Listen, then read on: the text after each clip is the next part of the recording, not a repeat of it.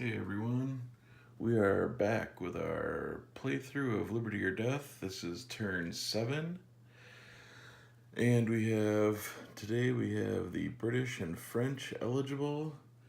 The Native American and Patriots went last turn, so these guys here are eligible. These are the ineligible, so we're going to focus on what these two guys do this turn. The event that they have to deal with is this guy, Edmund Burke on Conciliation. You see for the British event, they get to place Tories from unavailable or available in 3 spaces. Whereas if the French get to do this event, they get to shift cities towards passive opposition.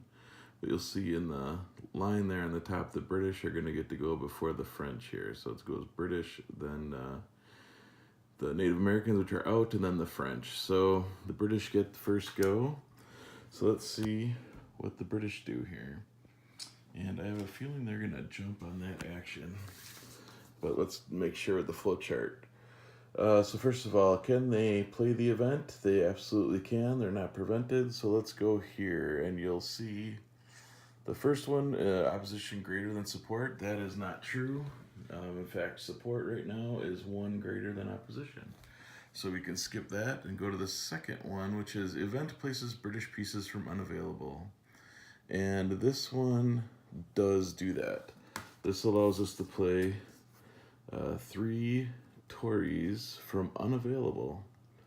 So we get to play up to 3 Tories from unavailable, each in a different space. So the British like that, so they are going to play the event. So that's the event space. So first faction plays the event. And how do we do this? So they have no available Tories there, so we're going to take 3 out of unavailable. And the rules on this are a little sketchy. Well, they're probably not. I'm just kind of a dunce. And but when I read the rules about how do you place pieces during an event, it seemed a little bit fishy with basically being like place them randomly. So I'm going to go ahead and just place these 3 randomly, which means they can go pretty much anywhere on the board. That's probably not the way it's supposed to go. Someone can yell at me in the comments if I'm doing it wrong, but I don't know that I'm going to go back and fix it, but we'll see, maybe, if people yell enough. So let's take a look here. So if you remember our lovely random chart here, this is how you determine a random placement here, but it's a little easier on the front. We roll dice, the 1d6 and a 1d3, and find our places. So I'm gonna do that here. We have a 1d6 and a 1d3, and we have a 6 and a 2.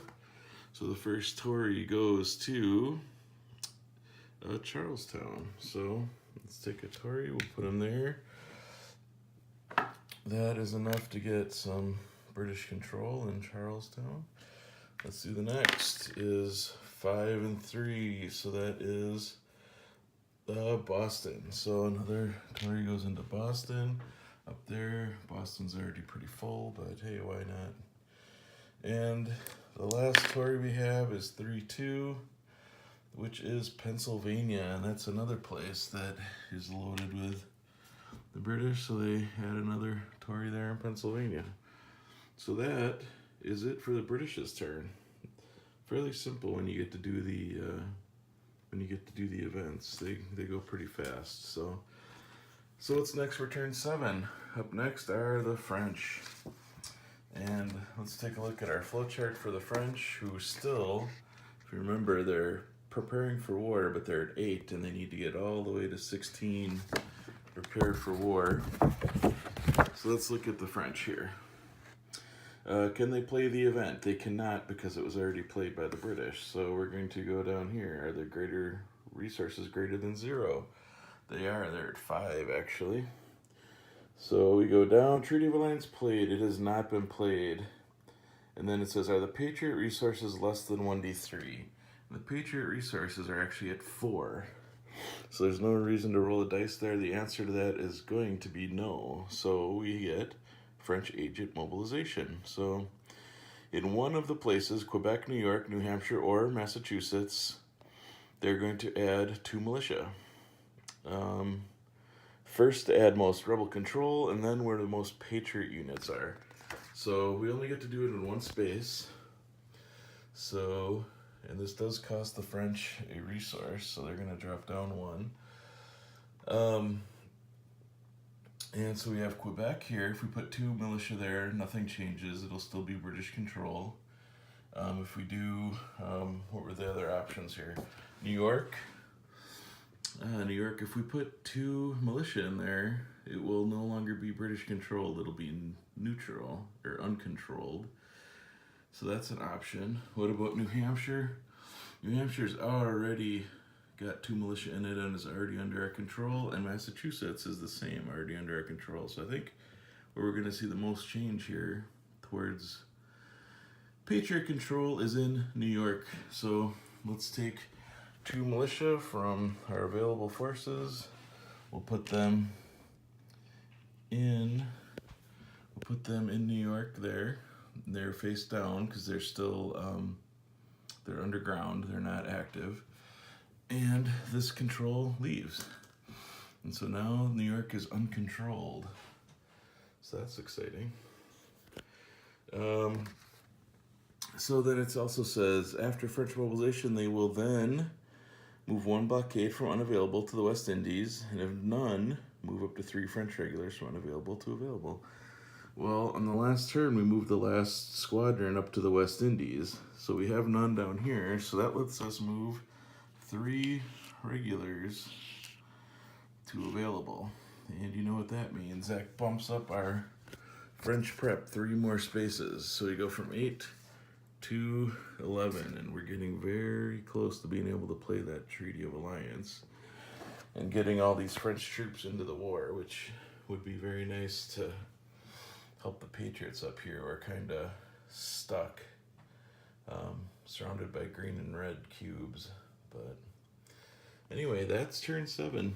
That's all we got. So at the end of the turn, the French did that. The French actually played a command and special activity. So they're done. We're going to move those guys over to eligible. They're ineligible for the next turn.